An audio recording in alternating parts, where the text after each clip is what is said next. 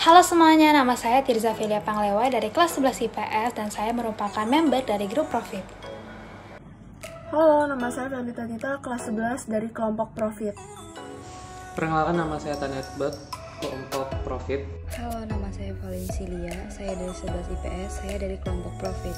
Pada kesempatan kali ini, saya beserta teman-teman saya dari grup Profit akan membahas mengenai sumber-sumber penerimaan dan jenis-jenis belanja daerah.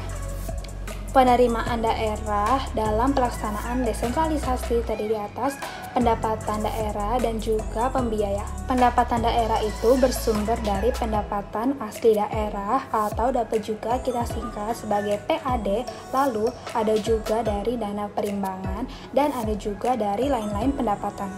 Pendapatan asli daerah atau yang kita singkat juga sebagai PAD itu pendapatannya bersumber dari wilayah-wilayah dalam daerah tersebut yang dipungut berdasarkan undang-undang yang berlaku. Sumber-sumber pendapatan asli daerah itu antara lain adalah pajak daerah tersebut, lalu ada juga retribusi daerah, lalu ada juga pengelolaan kekayaan daerah tersebut, lalu ada juga pendapatan asli daerah yang lain yang sah.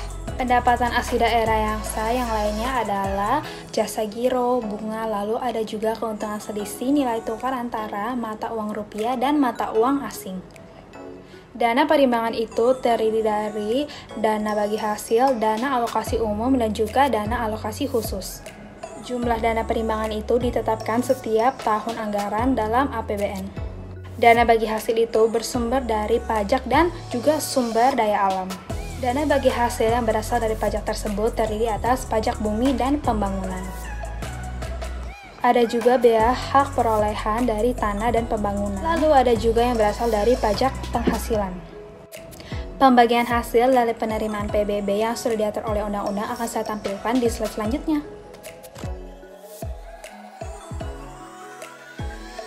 Hasil penerimaan dari PBB tersebut juga dibagikan kepada pemerintah pusat dan pemerintahan daerah. Pemerintahan pusat mendapatkan sebesar 10% dan pemerintahan daerah itu mendapatkan 90% dan pembagiannya akan saya tunjukkan di slide selanjutnya.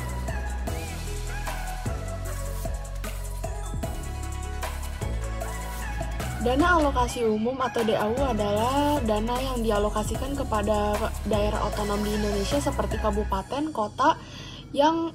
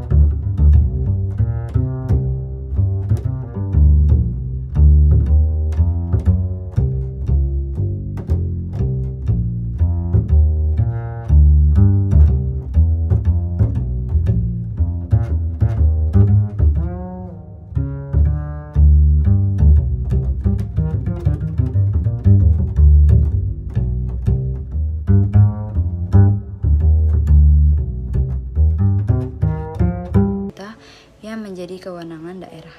Nah, yang terakhir ada belanja daerah menurut kelompok belanja. Klarifikasi belanja daerah menurut kelompok dibagi menjadi dua, yaitu kelompok belanja secara tidak langsung dan kelompok belanja secara langsung. Kelompok belanja secara tidak langsung merupakan kelompok yang dianggarkan secara dan tidak terkait secara langsung dengan program kegiatan.